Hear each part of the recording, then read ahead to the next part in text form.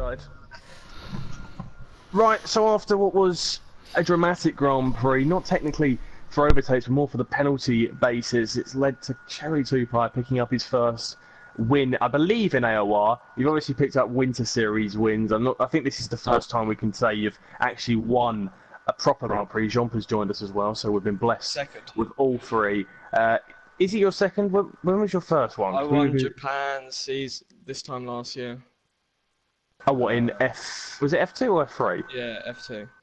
It wasn't F2. What? No, that's before me and Andy, so it was before it was relevant in F2.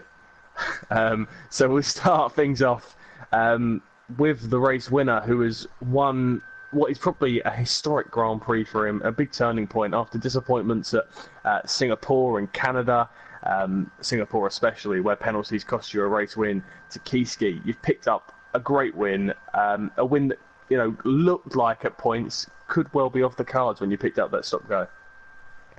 Yeah, I was just trying to stick behind the top pack at the start because I knew that I think it was Bastian actually. He was on the super softs and he'd be quicker, so I used him to pull me towards the top guys. He did so, and obviously Tactician and Blizzard, something happened between them. They lost about 2 seconds to me, and then the pit. I was 52 miles per hour, not 50, and at that point I never thought I was really in for a victory, so I wasn't really too fussed. But when I came out, saw the gap to Blizzard, Tactician, and saw once I had really got past Jump, I think it was, then I started to think, wow, I've got 7 laps to go and I need a 5-second gap. So I just put the hammer down. I had to break DRS as soon as possible, and luckily got it across the line. Yeah, it was a race where, I hate to say it, and Andy will be able to back this up, I said you could win the Grand Prix from 7th. I said you looked like you had decent pace and you looked like you could potentially get it. What for you was the moment, though, that you thought this is actually a plausible thing you could do here? To be honest, I was just staying out till the pit window, and I kind of wanted to pit a bit later, and then I came out of the pits and I saw that Bastien or whatever was only just a bit in front, and I was surprised that my pace was so good. And Blizzard, who I thought would probably be a lot quicker than me, was only about half a tenth to a tenth quicker, and that wasn't consistent. So once I really got past Jump, I knew that I could do this victory, but at the same time I had 2 warnings from lap 11, so I had to make sure I kept it on the track, otherwise I would have got 8 seconds and this victory would not have been possible. Well, I rode on board with you for the final few laps while Andy was looking at the coverage, just to see what you was doing. I don't think you hit a single apex in the last 2 laps, and I don't think you went through with much speed at all. Seriously, I was in a party with my teammate, Pitmat, and at only that point I decided to... He was like, do you know how many penalties Blizzard's got? And I was like, oh my god, I haven't checked. So I checked in the first stint and he had 0 penalties, and I checked in the second stint, and with about 2 laps to go I checked and he had 6 seconds worth of penalties, which then I knew I only needed a 5-second gap to P3. So from then I was like, just don't do anything stupid. You've got the pace on the soft runners, just bring it home, and it's probably why I wasn't hitting apexes.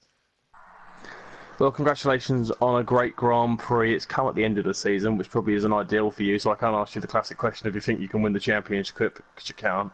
But maybe this is a catalyst for change for the coming seasons. Maybe you've got a winning mentality in you now, unlike some people. So we'll move on to Bastian, or is it Bastien? We should get this correct, because me and Andy have been calling you Bastian. Is it Bastien or Bastian? Oh, great. Well, that's great. Bastien? Bastien. Great. Andy. Noted. We're horrendous. I'm very surprised we got called up to F1 with that pronunciation. It was chemistry that done that one. That's what that one was. Yeah. Sorry. I'll be complete. Well, we're going to forget it, and I've already forgotten it.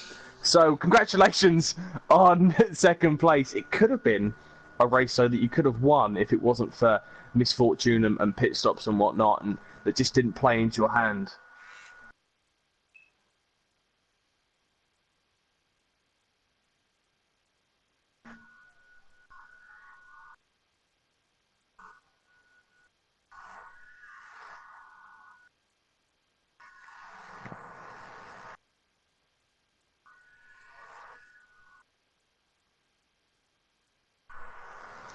Well, yeah, it was one of them ones where within the 5 seconds, it was if you would have been on the same same sort of strategy as him, do you think you could have had a chance of maybe keeping up with his pace?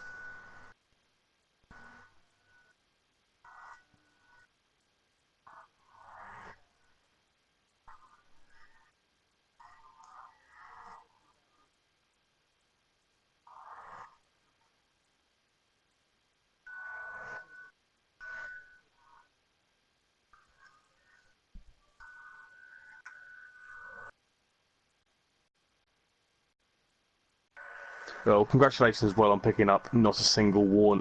No, you got a penalty. It was warnings. You didn't get a penalty. You got, I think you got 2 warnings. Was it 1 warning? Wow, that's very impressive considering how many penalties people such as Danny, who I think is still picking up penalties. He's got a year's supply. He's got a bunker's worth. You know, if World War Three kicks off, he's got penalties in the bag. He's got rations ready for it. I mean, then penalties probably going to overdo into Abu Dhabi next season for him. So, because I think we're at Brazil next week. Am I right, Andy? No, Japan, then Brazil. That really does sum up how prepared I am. So we're gonna finally head over to Jump. Now, Jump, I've asked Bostine how to pronounce it. Is it pronounced Jump, or am I completely bottling that one as well? No, Jump is. Okay, so Jumpe, yes. Congratulations, Jumpe, on a great race. No, I think it's Jumpe. It's definitely Jumpe. Congratulations, Jump, on third place. Jumpe? Jumpe. On a race that I think you'll be pleased with, considering the tyre strategy you started on, because the pace you had was really competitive. Do you think if you would have been on the same strategy as the guys who finished, for example, in first, you could have maybe won? And then maybe that strategy was a bit quicker, but I don't know. And then starting on the super softs, I got to the lead pretty quickly and just got to run like maximum pace for me, instead of maybe being held up or getting caught up and stuff like Blizzard and Tactician and stuff like that. So I don't know, maybe not, but the super softs strategy just set my race up pretty well. It was a good start from you as well. It looked like you was going to be able to kick on, but once you got past Blizzard, it just didn't get going for you. It just didn't seem like you could pull out a big enough gap. No, after that, it was mostly like time trialing for me. So I had maybe like 1.4 seconds to Blizzard for a lot of laps and try to keep it there. Yeah, it was good practice for Japan next week, because that's going to be a finale that's going to see a championship well and truly on the line between Tactician and Blizzard, a veteran of F2 versus a novice of F2. But one thing's for certain, Pitmat will finish last. And Andy, that now takes me over to you. Have you done quick fire maths? Of course. You think I'm just sitting here doing nothing? Come on. Andy, I'll be honest with you, I wouldn't be surprised if you were just sitting there in your underwear eating a kebab. I don't know. I don't know what you're doing. Who won that driver thing this week? That picky driver. Well, Andy picked R2, which was a pretty good one. He gained some places. But I picked the race winner. So I've won. 3-2 with 2 rounds to go. At least I've still got a chance of winning it this time round for the last 2 rounds, because by the last time it was 4 rounds to go and you'd beat me already, so I'll take that as a win already. Anyway, I have been doing some maths, and I haven't just been sitting here in my underwear eating a kebab. I've been doing everything except eating the kebab. So, top of the championship standings, Tactician and Blizzard are now tied once again on 109 points apiece. R2 is in 3rd place on 79 points. Technique still in 4th on 69. Then the first of the changes, Cherry 2 Pie moves up 3 places to 5th place on 65 points. MTZ is up 1 place, 54. Boston up 4 places on 51, then it's Nolan on 46 and Ash on 43, down 3 places each. And then the newly christened by Ollie French Finnish driver Jumpe is on 38 points and 10. He's gained 2 places. In the constructors, there's pretty much no change in the top 6. In fact, there's only 1 change through the whole top 10. McLaren on 155, Ferrari in 2nd on 145, Sauber in 3rd on 117. Then it's Williams and Red Bull tied on 75 now for 4th place. Toro Rosso in 6th on 64. The one change is Renault move up to 7th ahead of Mercedes, 57 points to 49. Haas on 9th place on 37 points. pretty much aren't competing in the championship anymore. They're still stuck on 17 points. And despite Danny picking up a bunker's worth of penalties, he did also pick up his first point tonight in the championship, so congratulations to him for that. That is it. It's a new one for that. Yeah, we'll get that trained in at some point. Anyway, that is it for tonight's proceedings. Obviously not the usual way tonight with the YouTube issues, but this has obviously been uploaded, and we hope you still enjoyed the coverage despite it. Next week it is Suzuka for one of the classic tracks for the Japanese Grand Prix. 2 rounds to go, Japan and Brazil.